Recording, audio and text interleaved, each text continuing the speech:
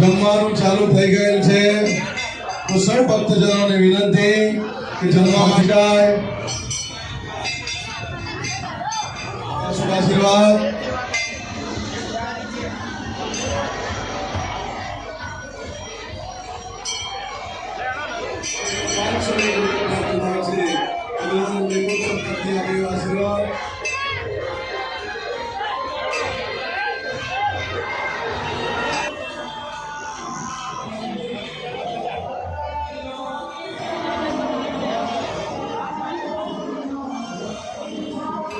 વિમલભાઈ મહારાજ મુખ્ય પૂજારી શ્રી